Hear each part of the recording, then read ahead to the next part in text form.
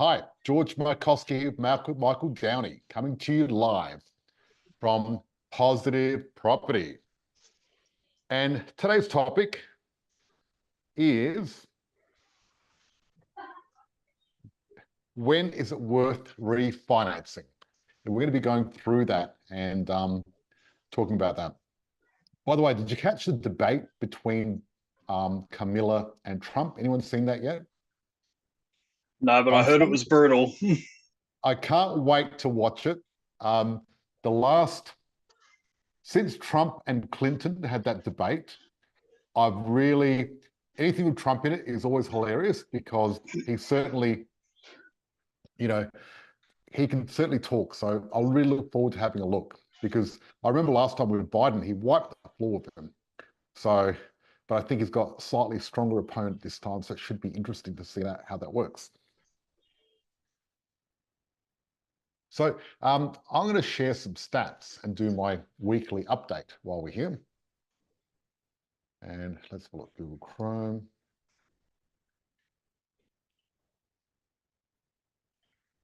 Okay, you can see my screen. When is it worth refinancing? Now let's start this because I want to talk about the construction industry and what's been happening in Australia. So when is it worth refinancing? That's what we're going to talk about. But I want to talk about the construction industry. This is the interesting thing. Australia has too many construction sector workers. So what's the go? Why do we have too many construction sector workers? However, we need more hands on deck. And why are we ignoring skilled migrant women? Now, I don't know if that's going to help, but that's the thing. So you look at this, Australia construction sector workers versus population. You can see our population has been going up since 1985, but construction sector workers going up much higher. Now, part of the reason is because per 100,000 dwellings, we have got, per capita, we've got the least amount of dwellings out of the Western world, developed countries. So we're already behind the game. We've been behind the game for a while, so we need more construction workers. But you look at this, Australia, we've got 1.3 million construction workers, population 25,900,000, 5.2%. Canada, they've only got 4%. And New Zealand, they've got 6%. They've got more than us because they also had a housing shortage. The United States has got 3.5. United Kingdom has got 3.2. And the OECD has got 3.3. So what does this tell us? Well, one of the stories this is telling us is that we need more construction workers because we don't have enough housing. And that's why we've got more construction workers. However, it's a bit deeper than that. Because if you look at dwelling construction versus population change, there's an interesting graph. You look at this, and if I can move my little thing, population change has gone right up, but dwelling approvals and completions and commencements has gone right down. Now, we spoke about this over the weekend. This weekend, we had our 2-day intensive, and we had over 100 people flying from around the country for 2 days. It was very exciting. It was really good to meet all our members in person and go through what's been going on. But this is the thing with the construction workers.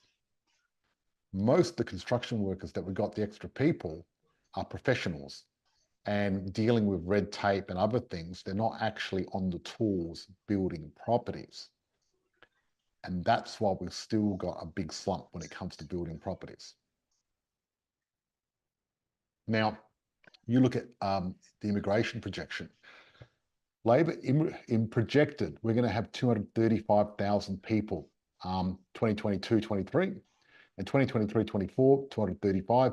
That's the budget of how many people we want to bring into Australia. That was a new big budget because it used to be 85,000 back in 2020, and 2021 it was 150,000 people. But look what's been happening. So you look at normal immigration, and what we've been getting is a lot more than that. So their budget didn't quite work out.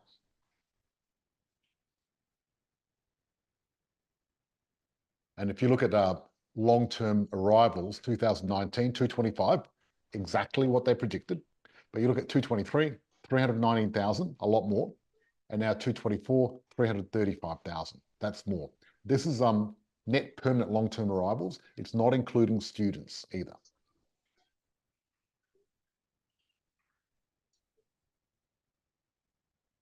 You can see the non-permanent long-term arrivals and then the net overseas migration.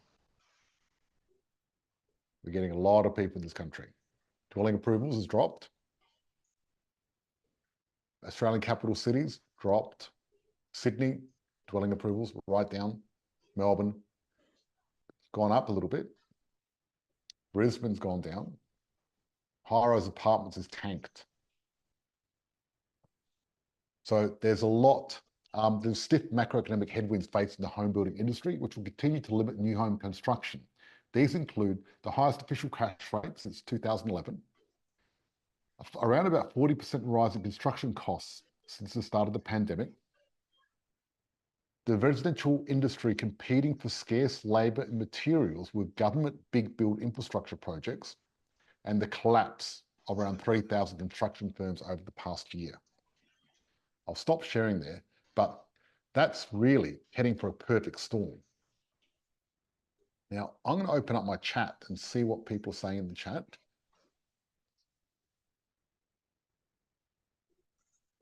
Okay, lol, yes, there we go. But there you go. So, Michael, let's talk about what we're here to talk about. Is it worth refinancing? How do people work out when they want to refinance? I've got a few ideas, but I'd like to get your idea because you've had a lot of experience over a decade in this industry. I have. Look, it's a hard question to answer. There's no real way to say you must refinance at this point. There's a lot of variables that go into it. So one of the variables we look at is how long you've had your mortgage. Now, on average, Australians are refinancing every 2 to 4 years. If everyone remembers back to the Sherpa I did a couple weeks ago, a month ago, I was saying things like your circumstances are constantly in motion, but your mortgage is whatever it is on the day of settlement. Now, I think back to what a good friend of mine used to say in high school. I believe he was ahead of the curve for our age. He used to say that the only constant in this universe is change, and the wise adapt. And that's what we need to do. We need to be adapting our banking to our circumstances. What was right 2-3 years ago isn't right now.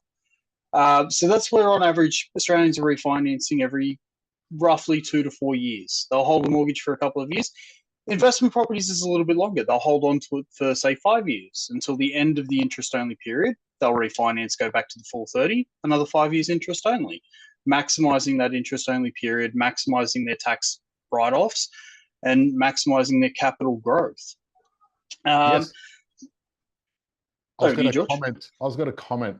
I mean, me personally, I think it's worth reviewing your situation if you're an active investor every 6 months, because, you know, part of what we do is we look at how much growth you've had, how much money you got in your offset account, and other circumstances that have changed to see if we can claw more borrowing capacity. Because as investors, we're always looking for an opportunity to get another property. And the way to do that is, as our situation changes, as we get more rent and more income and more capacity, once we hit that rate, let's move on to the next one. That's what we do. Now, currently with interest rates going up instead of down, it's a little bit more difficult to refinance because usually you refinance to get better deals. Right.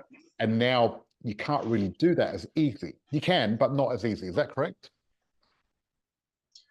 Yes and no. So we can still get better deals. So generally, the interest rate that you have now with your bank is different to the introductory rate to new customers. So something I've mentioned a few times to several people here is that your bank shows you no loyalty. You are nothing but a number on the bottom line for them.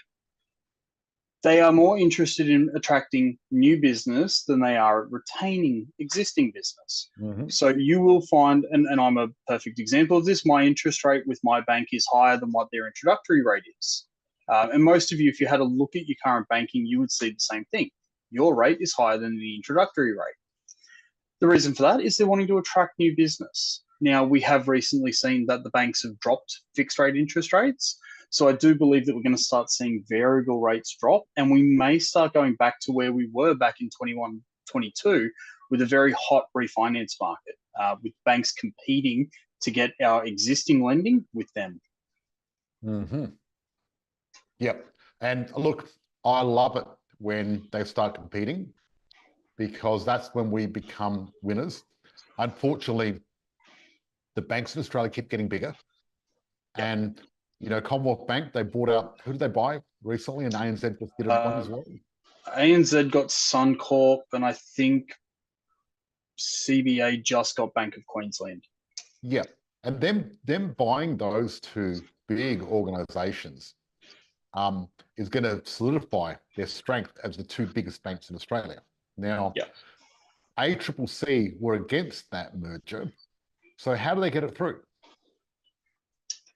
So they get this through because they keep it as the branding. So if you look at a good example of this is the Westpac group. So you've got Westpac up the top, you've got St. George, Bank of Melbourne, Bank SA, and Rams all down the bottom there.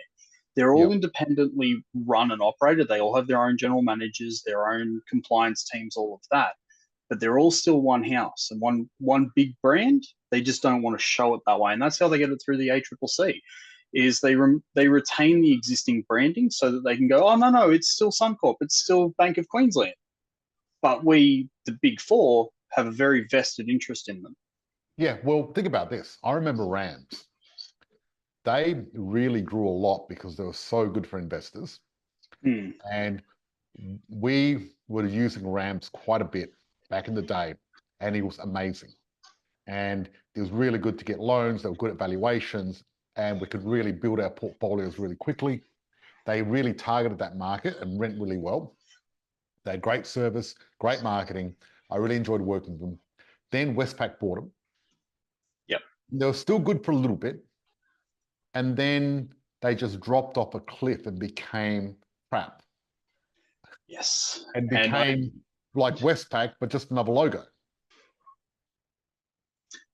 That's very true, and that's why we have seen that Rams is no longer taking new business, and and for the broker standpoint, Bank of Queensland and Suncorp have actually closed doors as well. They're not taking any new business either. That's right. So they're not, obviously they're buying it for the finance book then, not for the business. They want the loan book. That's what they want. They're buying the loan book. So really, there's a viable business there, but they don't really care about running that business. What they want is they want to get the loan book because they can make money out of the loan book really easily. Wouldn't it make more sense to run a good business as well and keep building it? Why are they stopping the loans and why are they just killing the business off? From my standpoint, yes, it would make more sense. But as I said on the weekend, I'm very smart, but I'm not as smart as a room full of people. Perhaps they're seeing something I'm not in this one. Of course, I would honestly say keep the branding, keep the business. When I was on phones at Westpac, I used to have people call up all the time going, "Oh, Westpac sucks. I'm leaving. I'm going to St. George." It's like, okay, but you do realize you're leaving one brand to go to the same company. Yeah, exactly. Yeah, and that's how I would see it. The other branding. That's a smart idea. Because I remember there was a florist in Adelaide, I don't know if he's still around, and he had like 4 different florists. And I used to sell business insurance. So I'm in his office and it was called Mayfair Florist or something. And then he answers the phone as something else. I'm like, what's that? He goes, oh yeah, that's my florist too. And he had like 4 phones and all different names on them, all in the same place. So that way he was gaming, back in those days, instead of Google search, we had yellow pages and he wanted to be at the top of yellow pages. So he had certain names there alphabetically so he could take that, which was fascinating. Smart. It's smart branding. Yeah, well, before Google search, if you want to be top of the search, you just started with AA plumbing, AA electricity. It was very simple. But then someone smarter than you the year after did AAA, right? Then quadruple A, aardvark plumbing. How popular is aardvark plumbing? Who knew that aardvarks were so cool? Most people haven't seen these creatures, So I wouldn't have imagined that an aardvark would be all that cool. Yeah. Joanne just said, at the moment, some banks won't allow you interest only. I haven't come across that particular scenario, Joanne. All the investment loans I write are interest only unless there's literally no other option, but there generally is. Um, but I've not come across anyone not wanting to write an interest only loan, with the exception of an SMSF loan where it's against the rules. Like you just can't do it for an SMSF loan. Um, All right, Joanne went. yeah. Yeah, Joanne, what you did, I think, did you go direct to the bank? If you go direct to the bank, they're going to guide you into principal and interest. They will CBA through broker. Wow, interesting, because you can actually do interest only with CBA, definitely. It may have been a servicing issue in that case, Joanne. Like the broker may have felt there was no other option but to do a P&I loan. But Yeah, it makes look, sense. If you I'm can't happy to service look the over loan, it. let's make it more expensive per week in order for you to service it. Makes a lot of sense. Makes sense. Yeah, because But I principal do know actually how they look costs at you it. more. But yes, that's the way they look at it, because they want you to start paying off the principal. At That's least you true. got the refinance. Exactly. Yeah, Kevin said many people may not know differences and similarities and can't aid the ACCC through them. Yes, but the banks here are very powerful, because what happened was, remember, we had the Royal Commission, and they caught banks blatantly ripping old people off, like AMP, charging a lot of money for things. They got busted, and they had this big Royal Commission. At the end of the Royal Commission, they said one thing: it's the brokers, and the brokers weren't doing anything bad, right? It's when you come to the top of these things, big business has got a lot of power, a lot more than you expect. And that's what happened. That Royal Commission was a complete waste of time. It was because the banks controlled the actual outcome. As George just said, they blamed all the brokers. It was all brokers' faults because they don't like us. Because then they've got whole teams of people that they're paying wages to that are doing nothing. Yeah. While we're doing 72% of all the new business. Exactly. And the thing is, banks, they like people doing business direct to them, because then they control the loan, they control how it's done, and they, at the end of the day, this is the two things we need to look at. And this is so important for everyone watching this. If you take anything away, this is the one thing you need to take away. When you go to a bank, the bank gets a loan that serves them. Mm-hmm. When you go to a broker, you get a loan that serves the broker. So what you need to do is you need to get a broker that is embedded in your strategy and get a loan that serves you. And that's rare, because the answer is not just any broker. The answer is getting a broker that's going to serve you. And that's part of the reason we started Golden Key, because Golden Key's job is to serve you as an investor and no one else. Their whole job is to serve Positive Property clients to get more investment properties, nothing else. And I think that's awesome. It is true. So with Golden Key and with the brokers that we're looking to bring on, we're looking for brokers who can see the long term of your investment journey, not like our short term goals. Like I was saying to a few people on the weekend, I don't care about my short term goals when it comes to your lending. I care about your long term plan. What is it that you want to achieve? Do you want to retire in 10 years? Cool, let's make that happen. Do you want to retire in 15 years? I can make that happen too. Um, Whereas you will come across some brokers where they will do what serves them best, not what serves you. Yeah, So I will give you absolutely. the advice that suits you, not what serves me. Exactly. Because serving you serves you, Michael, because that's your job description. So perfect. There you go. Works well that way. So It does. so I like to look at my finances every 6 months, and I suggest everyone in this group do the same, because the strategy is our ultimate strategy, because properties double every 7 or 10 years. So property is a long-term game. So when you're playing a long-term game, time is your biggest asset when it comes to compounding interest and when it comes to inflation. So we've got to think about this carefully.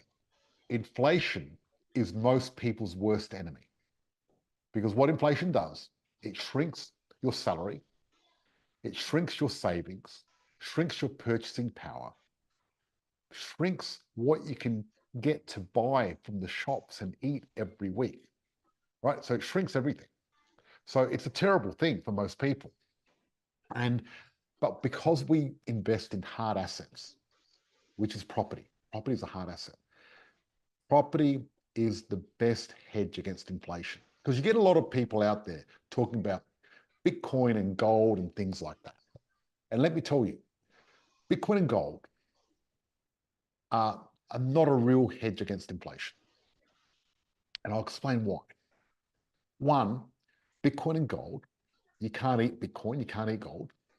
You can't live in it unless you're a sheik and you live in Saudi Arabia and you make your whole house out of gold, right? You can't live in gold and you can't live in Bitcoin. You can't even touch it. It's not even physical. It's not a hard asset, soft asset. So because of that, there's no real intrinsic value when it comes to gold and Bitcoin. It's all made up by belief. We don't need gold to do anything. Now, even though gold's very rare, because you can actually fit all the gold in the world on a tennis court if you piled it up as a square. But the thing is, it's no intrinsic value. So gold needs emotion and needs people to believe in it to push it up. Where property is immune to belief. I mean, obviously, when people believe in property, it can push it up a bit. But property, people can't stop believing in property because they still need to live in it. Mm-hmm. That's the That's one real. thing about property. Yeah, it's real. You need to live in it, because your tenant tomorrow can't say, "Hey, I don't believe in property anymore." Yes, they can, but they're going to actually live in a car or a tent or on a boat or underneath a bench. So not a lot of options. That's why it's the best hedge. So because we're looking long term, and it takes a while, because when you invest in property, you've got to think minimum 10 years. If you're thinking less than 10 years, you shouldn't be doing that, because the more you shorten that time frame, the more risky it is. See, property, if you have a property for 1 year, the chance of it going up is very small. Now, I know we've got many clients where you've done very well, less than a year, but that's not typical. We've just had extraordinary circumstances of recent times. We've still got that as well. But usually, the longer you have a property, the more chance of it going up and the safer it is. And when you've had a property 7 to 10 years, you're totally safe, because it's going to double every 7 or 10 years. That takes away the risk. So in order to keep safe in property, what you need to do is invest quicker, because it's when you first buy the property where the biggest risk is, and the risk goes down exponentially every single year. Does everyone follow that?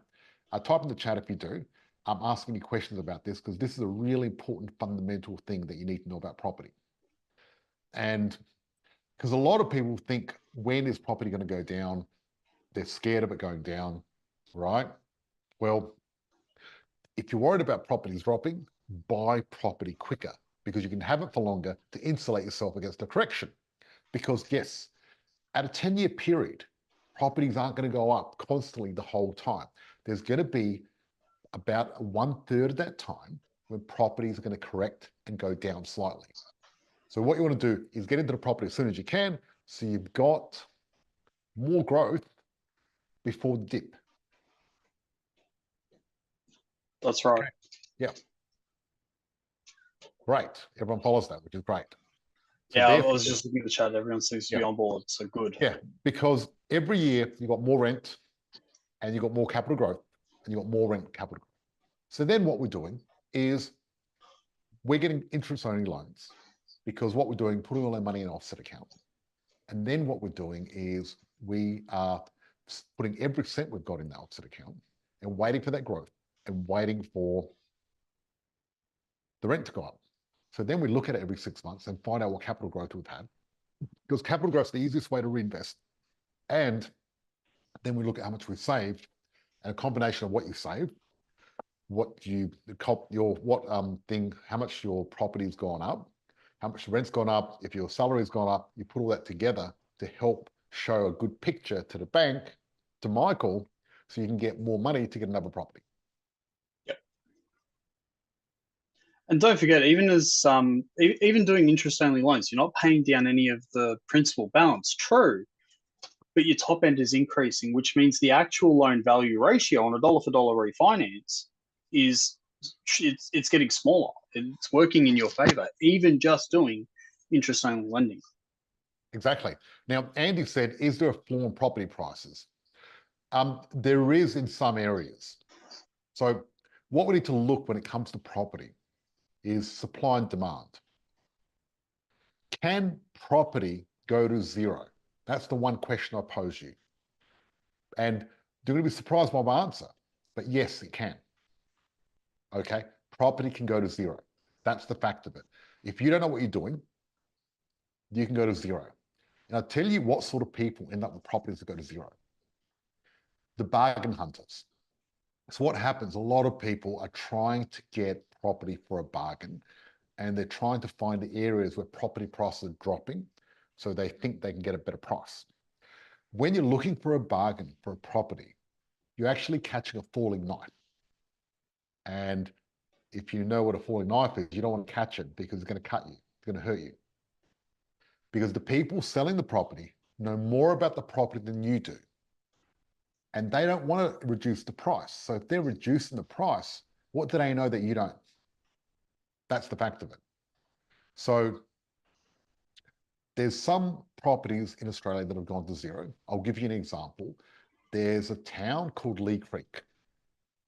It was a little mining town, and they closed the mines down. There wasn't a lot of houses there. And guess what happened? Everyone left. The houses are worthless because no one wants to live in a town when no one else is there. So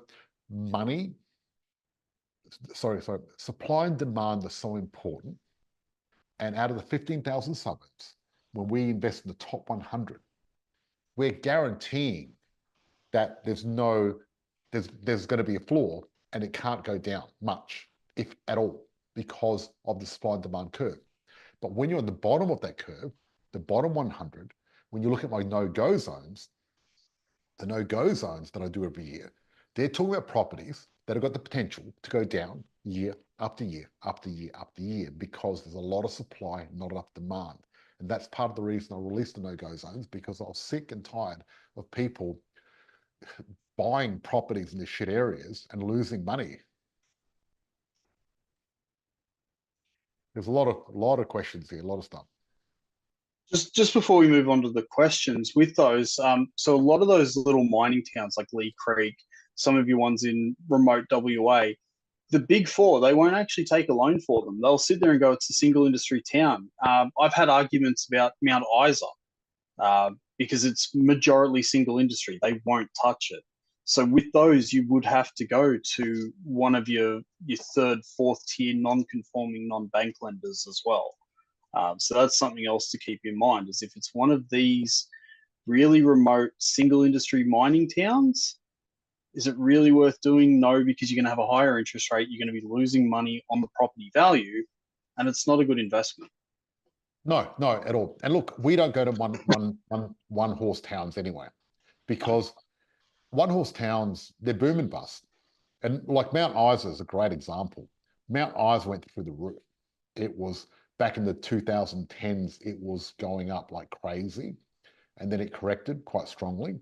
But so did a lot of mining towns. Because mining towns are really dependent on commodity prices. And when it comes to property mining towns, we're really dependent on China and the rest of the world to see what's happening there. So because of that, it's a lot more volatile. Now, when China went through their whole program of moving into the first world and building all these cities, they need a lot of ore, they need a lot of minerals. They went crazy. So there you go. Nick said, McKay hasn't corrected for 10 years. Okay, there you go. Some properties haven't corrected in 10 years because of the supply and demand.